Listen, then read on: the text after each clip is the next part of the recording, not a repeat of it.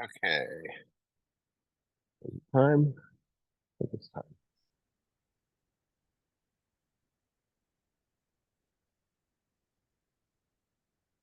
Okay, I believe we're at the top of 14A.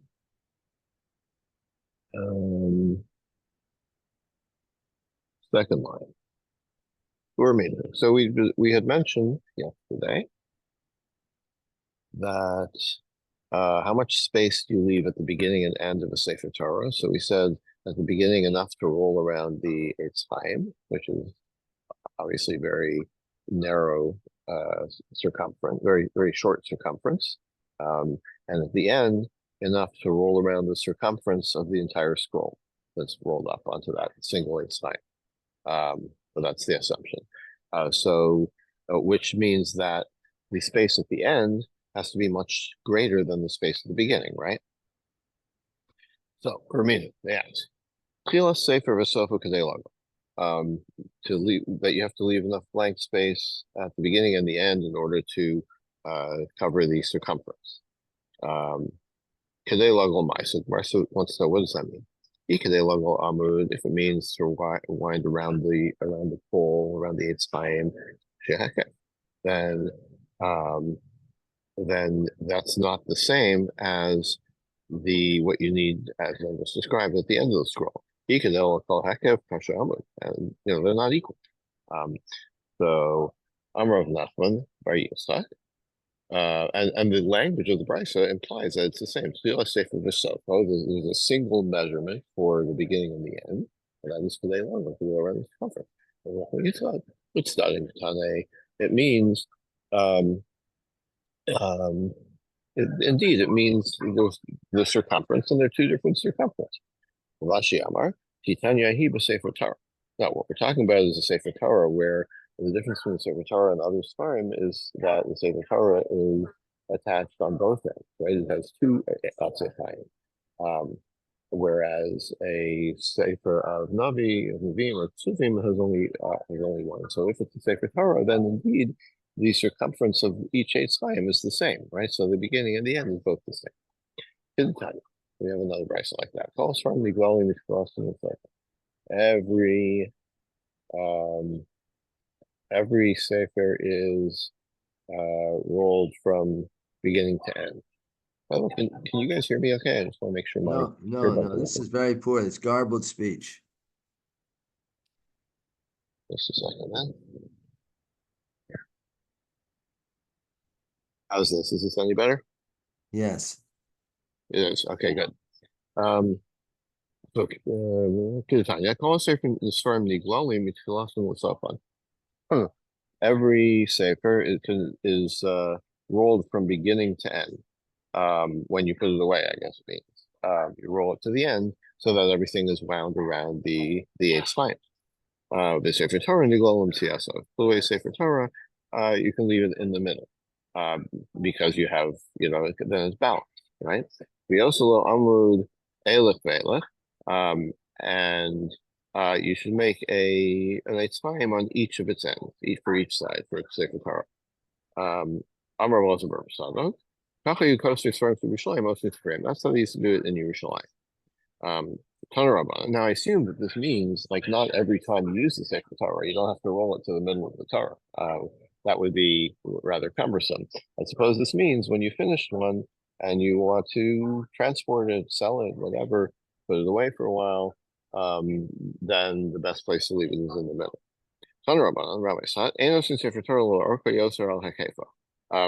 The proportions of the Sefer Torah, of the cloth, the parchment of the Sefer Torah, low orko yoser al hakefo, low hakefo yoser al orko. The width, I guess, like from top to bottom, should be the same as the circumference. Shalosh Rabbi Shir Sefer Torah b'chama. What is the right size of the Sefer Torah? Like that proportion is fine, but you could do that in any size. So Amalahan Bigvil Isha. If it's made with gvil, which is a type of parchment that uses it's the thickest parchment. Basically, the hide of the animal is less processed, so it's like the thickness of an actual hide. Shisha, 6 tefachim high. The cloth kama, one of its cloth, which is more processed and thinned out. Any other day, he said, I don't know. Or I don't know if that means he didn't know, or there is no like ideal. Um, so like if you know if there's a standard thickness, then you can figure out the um the circumference, right? But if it's not a standard thickness, the circumference will be affected. So it's impossible to know, to state exactly how high it should be, what to make that proportion. Rav Huna comes with Shivin Sifrei Dorai. So Rav Huna wrote 70 Torah scrolls, below Yisrael Leil Had, and only one turned out to have the right measurement, the right proportion. So clearly, this is an ideal, not a requirements. Um, and of course, the difficulty is like, do you really know how the circumference, how big it's going to be until you finish? So how do you know when you start how tall to make it? And Rabbi Yaakov, he wrote one Sefer Torah on the hide of a calf, and he got it right. He got the proportions right. So the other rabbis were like looking at him admiringly, and he died from, apparently the idea is like from an ayin hara. So maybe they were looking at him admiringly, jealously. How did he manage to do that so well? It did not turn out well for him. What was Rabbi Yehuda saying about the difference in the scribe? One I'm was sorry, say again. What was Rabbi Yehuda saying about the differences in how the size should be, with versus one that was Gavil and the other that is Klaf? What? Yes, Gavil is the thickest cloth. In other words, it's a hide that has not barely been processed. So if you have a thicker material, when you wind it all around, the circumference is going to be greater than if you use a thinner material, right? Right. The circumference. Right, because the height of each roll, if you will, is going to be a little bit larger, a little bit thicker than if you used a thinner one. Right? If you take a piece, if you take a piece of paper, fine paper, and roll it up, or you take a piece of heavier paper and roll it up, which one is going to have a larger circumference? The heavier one, right? Everyone, right. Right. So if how many rolls are in a whole sefer Torah is like hundreds, right? So the difference is going to be significant. Um, so the circumference of that heavier cloth the gvil, the circumference of the sefer Torah with the gvil will be larger than the other one. So therefore, if you're going to say that the height of the cloth could match the circumference, it's going to be a higher, it's going to be a bigger piece of parchment. That makes sense? So the circumference will be greater than the height then? Well, yeah, the point proportion. is it's hard to know. Yeah, the circumference, the idea is like, how high should you make it? What should be the height of the cloth, right? And the answer is whatever the circumference ends up being when you finish, that should be the height of the cloth. But Oh, it's hard to know that in advance, right? That's why who was it, Rav Huna? He tried 70 times and he never got it quite right.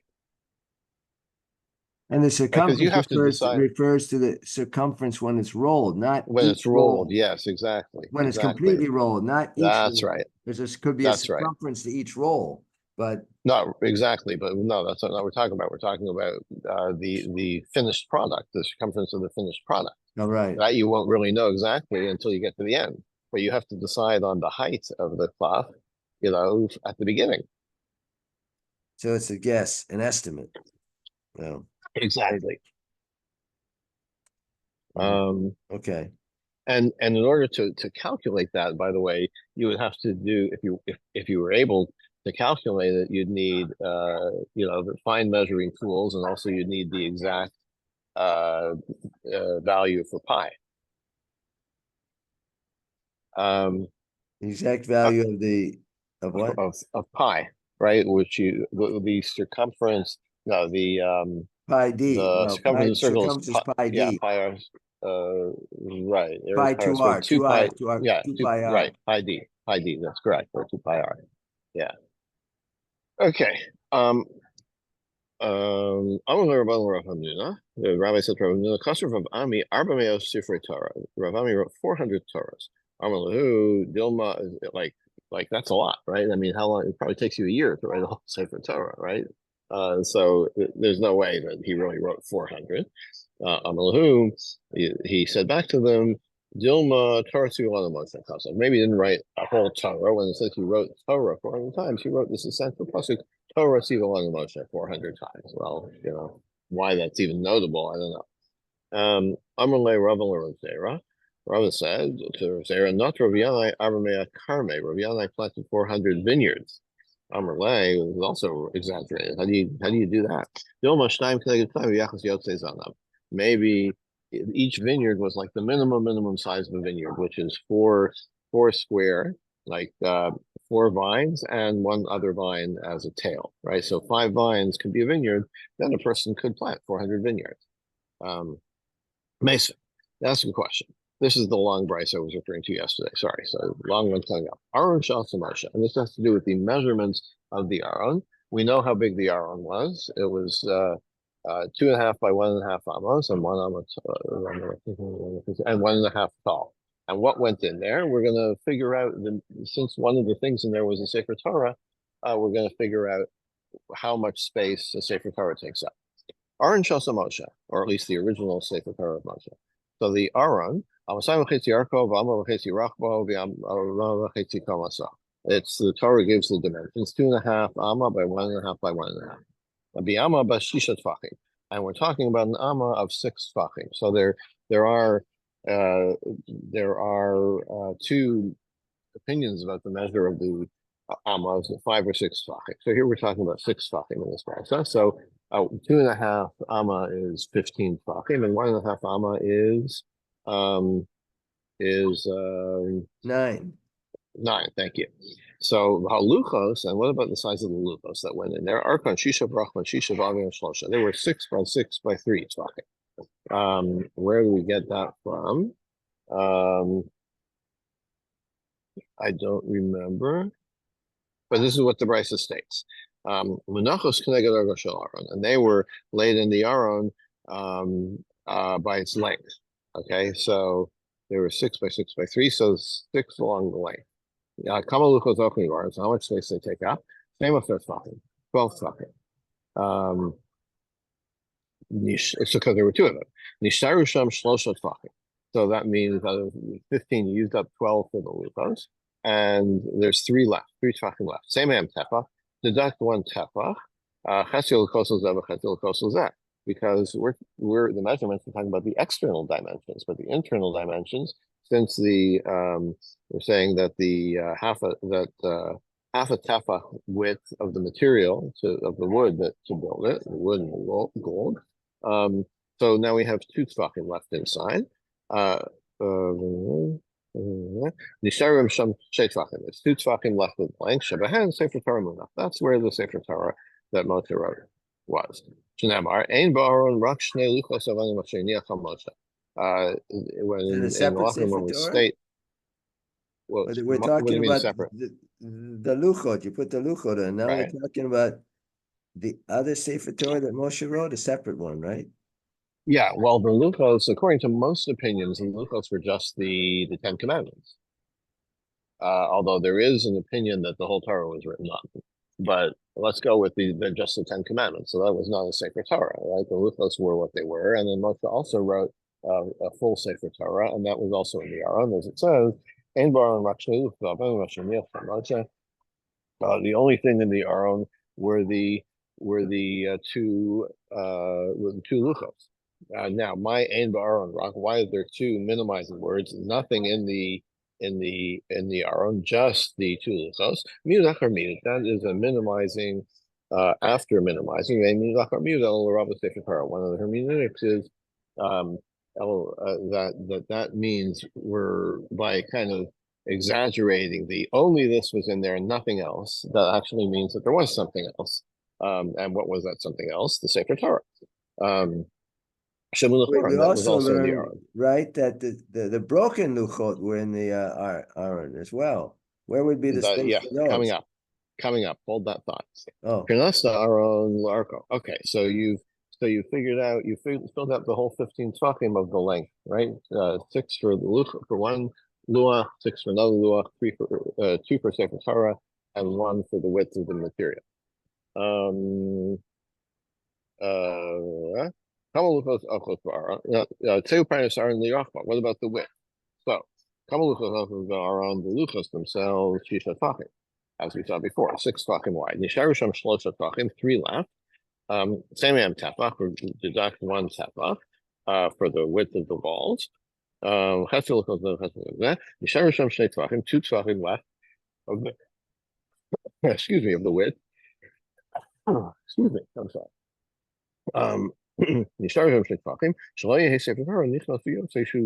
Why do you have extra space? Because you don't want things jammed in there, right? You want to be able to take the Torah out when you want to take it out with ease.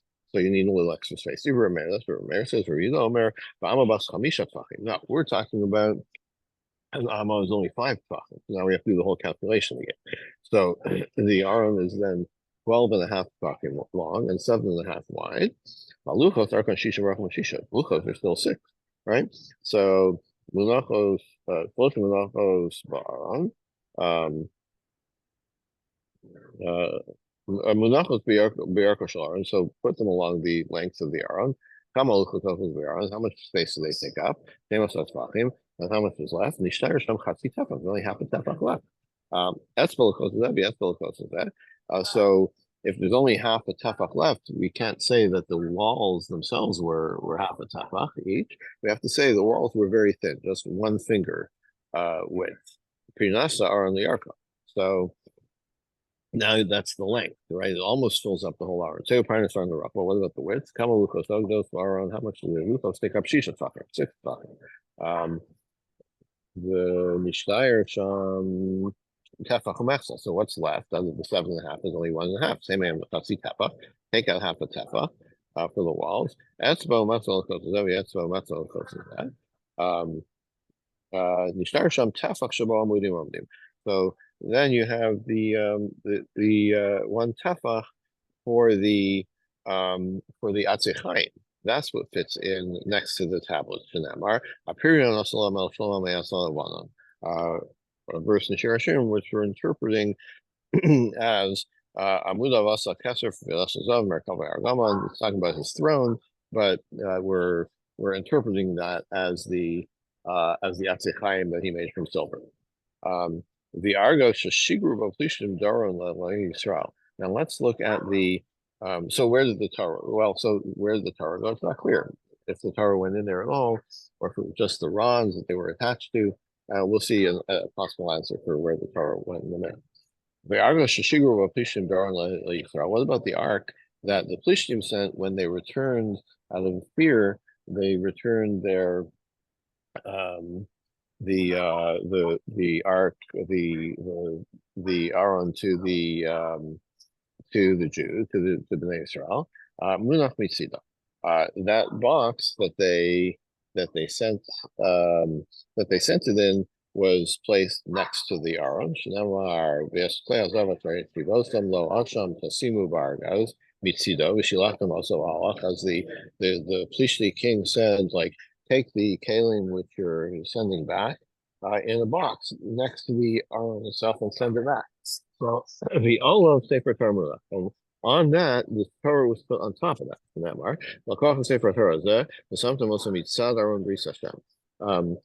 Take the Sefer Torah and put it mitzad Aron bris Hashem. It sounds like it means next to the Aron. Put the Sefer Torah next to the Aron.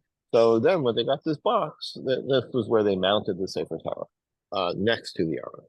Mitzad in the box or outside? Did they send the box away? No, this is what they're saying. They put the box, they kept the box next to the Aron itself. And on top of the box, that's where they put the Sefer Torah. So Don't ask me where they put the Sefer Torah before that. what is this? I Why is don't it know. Shelachtem Oto V'halach? Are they sending the box away? No. This is the king of the police team saying, take this Aron, send it back to the Bnei Israel, and put it in this box and get it out of here. Because Oh, what okay. happened was they were afraid of it, right? It was causing death, Right. Okay. or plague or whatever. Yeah. So when the Bnei Israel got it back, that's where they used it as a mount to place the Sefer Torah on. Money became ein borrowed rock. And what about this double negative? There's nothing in the Aron. What is that including? Rabos, it includes Shivrei Luchos. You know what else was in the Aron? Not only Luchos, but this is what you referred to before. The pieces of the first set of Luchos that had been broken, Shemenachem Aron, they were also in the Aron. Okay, so what do we bring this whole brisa for? Sefer Torah hakefod vav tvachim.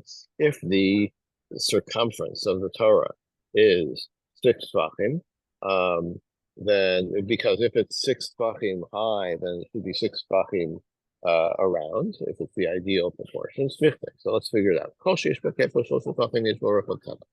The approximate value of pi, then, if the diameter is 3 tvachim, then it's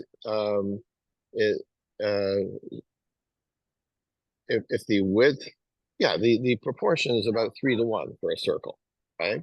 So if it's 6 tvachim in circumference, and how wide is it? 2 tvachim, right? What the diameter is 2 tvachim. Now, we said that, well, how do you store a Sefer Torah? It should be 2 circles, right? It should be in the middle. So you have 2 smaller rolls on each side. So the total width is going to be more than 2 tvachim.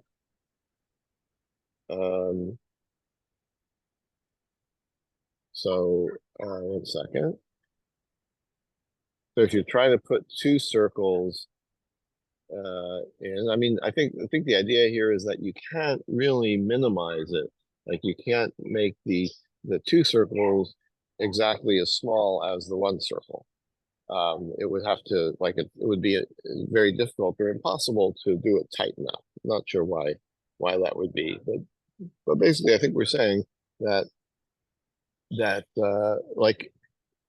you can't count the ideal, because when you roll it, it's not necessarily going to be the minimum or the tightest it can possibly be.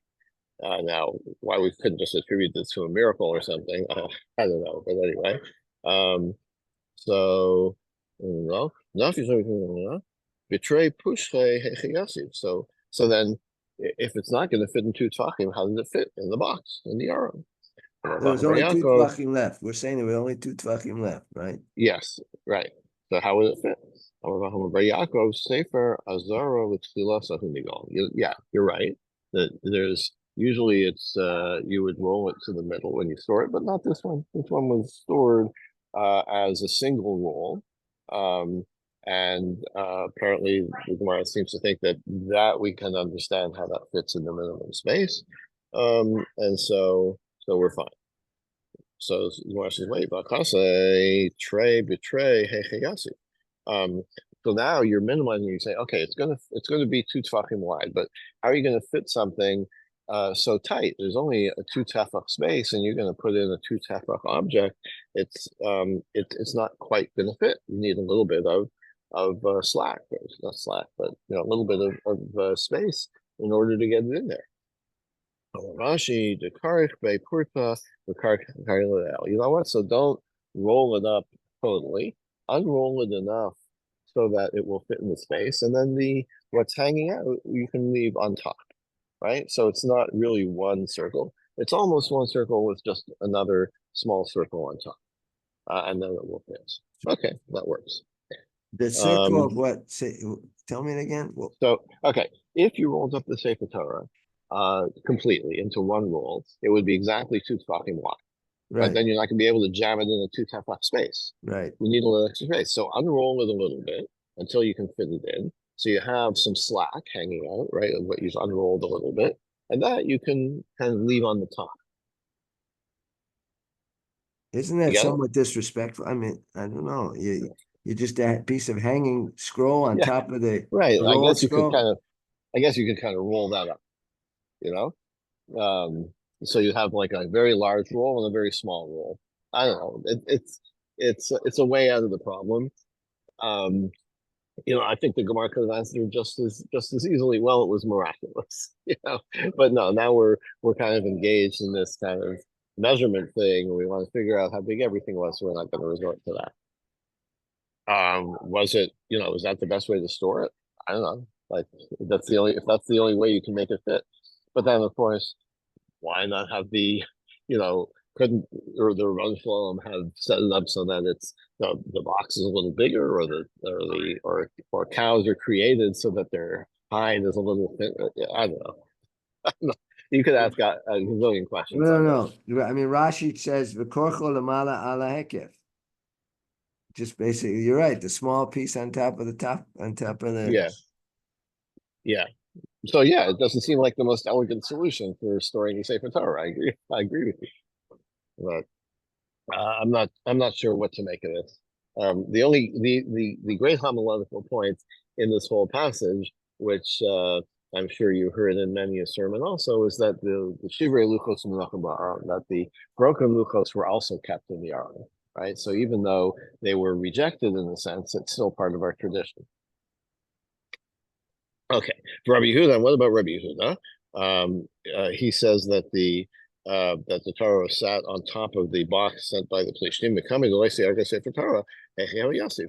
What about before the Plishtim incident? What were they doing with it until then? So the answer is Dapa Hava Nafik Minay. There was a shelf, a board that protruded from the Aron. The Yosef Bilavi Sefer Torah. That's where the Sefer Torah sat. And then when they got this nice box from the Plishtim, they're like, oh, we should put it on top of the box.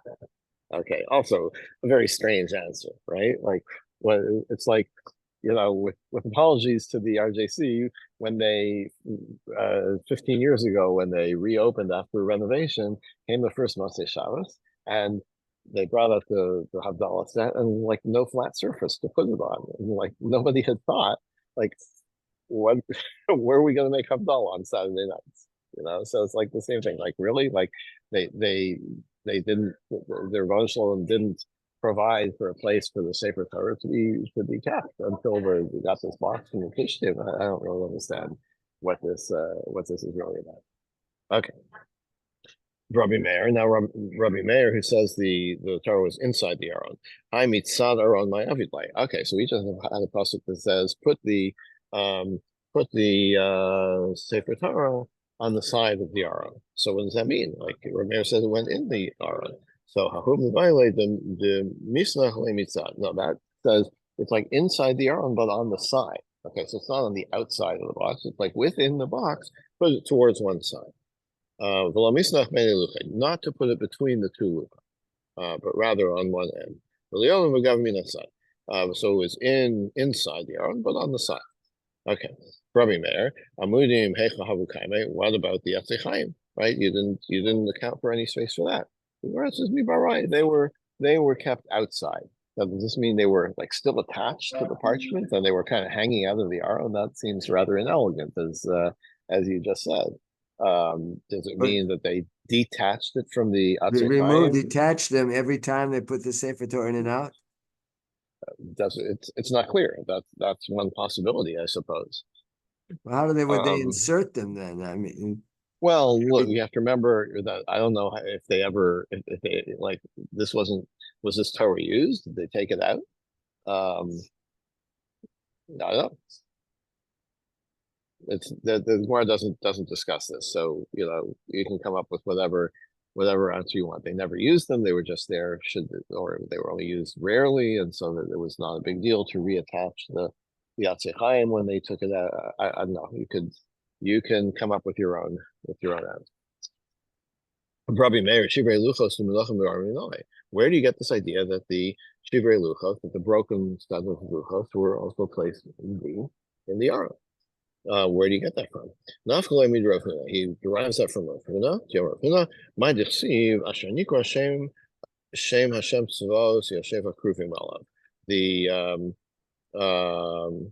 Shanikra Shem, the Aron, which was called the name Shem Hashem Tzvos, who sits on the kruvim. By using this word shame twice, that indicates there was something double in the Aron, and that double thing was the two sets of luchos. What about Rabbi Yehuda? What do you do with that shame? How with Rabbi Yochanan? Rabbi Yochanan, Rabbi Shimon ben Yochai, Rabbi Yochanan says, "Milamish Hashem v'kol kinui of Menachem Aron." That every shame, meaning every name of God, was inscribed or written on something in the Aron. That's what the extra word shame means.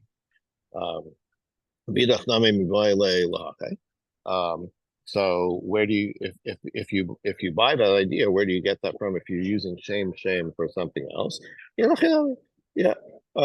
It is also the case that shame means that the names were written in the ark. Okay, so I'm going to back off from this shame, meaning that the broken luchos are there. So I still need a source for where do we know that the broken luchos were also in the Aron, according to Rameir? Nafkalei means the Tanya Rabbi Yosef. Rabbi Yosef taught that. The Tanya Rabbi Yosef, Asher Shibarta v'samtam. So Kodesh Baruch Hu says to Moshe after he breaks the luchos, haluchos asher shibarta, like come up. Well, I can't remember the passage exactly, but he says, bring some new luchos to replace the luchos that you broke with samtam and put them in the Aron. And the juxtaposition of the ones that you broke and put them indicates that juxtaposition indicates that also the broken ones were to be placed in the Aron. That's where you get that idea. What about Rabbi Yehuda? What do you do with that? With that pasuk? That is what Reish Lakish discussed. Yeah, Reish Lakish says Asher Shibarta. That phrase Asher Shibarta. This is a well-known midrash. It's quoted by Rashi.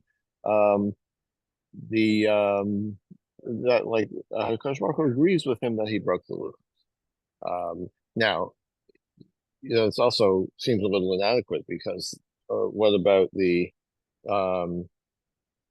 like that has nothing to do with the juxtaposition with the samtam. Okay.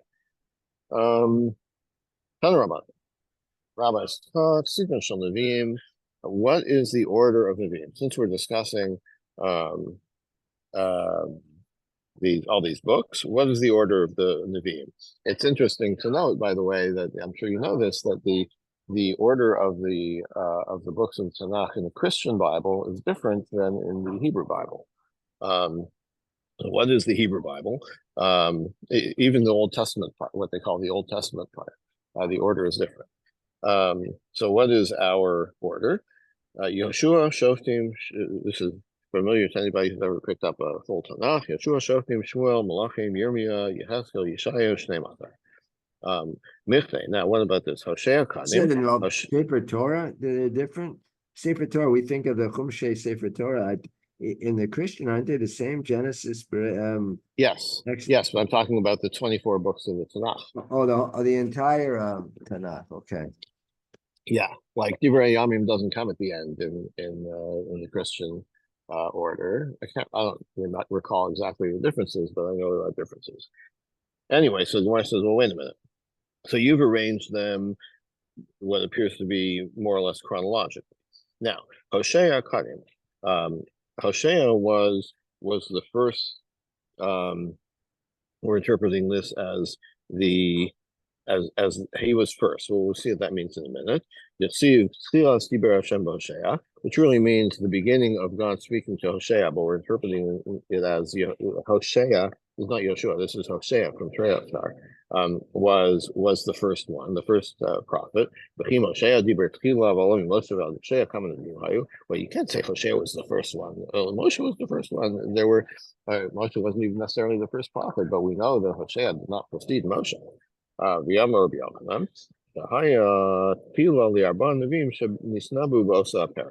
Hosea was the first of the four prophets who were around during his time. He was the first of those four of his contemporaries. Who were those four? Hosea, Yeshaya, Amos, and Micha. Hosea, Yeshaya, Amos, and Micha. So why does Hosea come in Trasar, which is placed after Yeshayahu, right? If Hosea chronologically preceded Yeshayahu, then Hosea should come before Yeshayahu in the order. So Granthus came in the since the recording of the writing down of his Nebuah was at the same time as Haggai, Zechariah, and Malachi, who are at the end of the chronology and also part of Trasar. Haggai, Zechariah, and Malachi, Sof Nevi'im, they were the end, right? The last Nevi'im. That's why they're written together in the Trasar. Whoa, I wasn't together. Make Hosea its own book. Why does it have to be part of Trasar? I did the term mere custom. Right? Because it's short, right? It would be lost. Like nobody would pay any attention. First of all, the scroll would be very small if you wrote it on the scroll. Therefore, we write all the Trasar together because they're short and we want to give them, some physical presence. Mifne. So let's examine a little further. Yeshaya, Kadim, Yirmiyahu, Yechaskel. Why is Yeshayahu after Yirmiyah and Yechaskel? He was chronologically, he lived before them. He should be first. Since the end of Nevi'im Rishonim, which is Malachim, ends with the Churban of the first temple, the Yirmiyah Kulei Churban, and that is the topic of pretty much all of Yirmiyah. The Yechaskel Reishe Churban of the Sefer Nechama, and Yechaskel starts off discussing the Churban and ends with Nechama, with consolation. The Yeshaya Kulei Nechama, Yeshaya is all about consolation. So thematically, it makes more sense. So thematically, it makes sense to first start with Yirmiyah, which is about destruction, Yecheskel, which is half about destruction and half about Nechama, and then Yeshaya, which is all about Nechama. So that's why we abandon the chronological order. Sidron Shel Ksudim. What about the Ksudim? Ruth, Sefer Tehillim, Iyov, Mishlei, Kohelet, Shir Hashirim, Kinos, Daniel, Megillas Esther, Ezra, V'Divrei Yamin.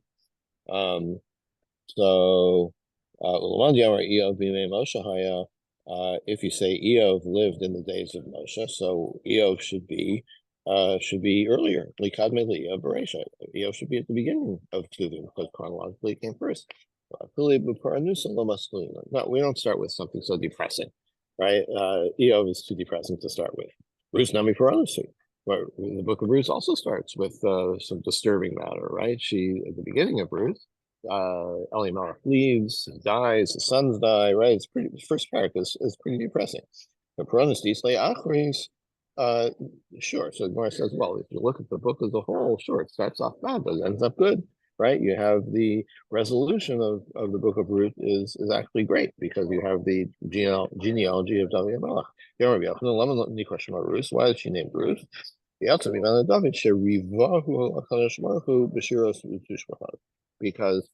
he was the ancestor of David, that Rivahu, he kind of filled up God with these praises, right? And so there's a Rivahu, Rus is kind of a related word. Okay, so that's maybe a little fanciful, but basically the idea is that it's still an uplifting book in the end because of the end. So now the Gemara wants to know who wrote the book. Who are the authors of all these books? Moshe Kafef Sifro Uparshas Bilam V'Yov. Moshe wrote the parts of the Torah that were about himself, and the part about Bilam, and he also wrote the book of Iyov. Interesting that the Gemara separates out Bilam, and as we will see, as is discussed, presents it as a separate book. It's not the only thing that's presented as a separate book, by the way. By Ibn Soa, Aaron is presented in the Gemara as a separate book. There are other passages which refer to other books, like Al Ken Yamar B'Sefer Milchamos Hashem. Anyway, this Gemara is satisfied with saying Moshe wrote the whole Torah, including Parshat Bilam, if you want to put it that way, and the book of Iyov. Yoshua wrote his book, Yoshua, and the last 8 Psukim of the Torah, which appear to be recording things that happened after the death of Moshe, so he couldn't have written it. Shmuel Kasov Tzipor v'Shoftim Baruch. Shmuel wrote the book of Shmuel and Shoftim and Ruth. David Kasov Sefer Tehillim Ayidei Asar Zakanim. David kind of edited, or was what's the word? Can't remember the word, but basically he compiled Tehillim based on the work of 10 He 10 elders. composed? He composed Tehillim? Composed them? No, I'm looking for that. Redacted. He was the redactor of Tehillim. Well, partly the author and partly the redactor. Whose work is Tehillim that David collected. There's 10 people in the other Marisha. And this is referred to specifically in the words of Tehillim. In some cases, it says this was written by so and so. Who are these people? Other Marisha's one, Malkitzevah, Abraham, Moshe, Ayidei Haman, Ayidei Yedusim, Ayidei Asaf. These are 10 other authors that are mentioned or included in Tehillim. Ayidei Shlosha B'nei Korach, and the 3 sons of Korach. Period. Yirmiyah Kosev Tzipor Tzipor Malachim Metinos. Yirmiyah wrote his book Yirmiyahu and the book of Malachim and Hizkiyahu v'Siyato Katfu. Yeshaya Mishlei Shir Shirim with Koheles. Yecheskia and his court, they wrote these 4 books: Yeshayahu, Mishlei, Shir Shirim, and Koheles. Anshe Knesset Zagdola Kasvu Yecheskel. The men of the Great Assembly, they wrote Yecheskel, Ushneim Asar, Daniel, and Megillah Esther, and the 12 minor prophets, and Daniel and Esther. Ezra Kasov Sifro, Ezra wrote his own book, V'Yachas Shel Divrei Yamim Ad Lo, and the genealogy, the first part of Divrei Yamim until the word Lo, which is I can't remember the whole pasuk, but basically he recorded the genealogy from the beginning until his own time. And the Sile Rav, this supports Rav Yomerid Marav, Loal Ezra Mibavel Chiches Atzmo Viala. That before Ezra left Babel, he recorded the genealogy. Okay? And who finished the book of Ezra then? Ezra only wrote part of it. Nehemiah ben Chachaliah, that was Nehemiah. Okay, so this is where we will stop for today. And David will pick up tomorrow. Thank you, everybody. Have a good day.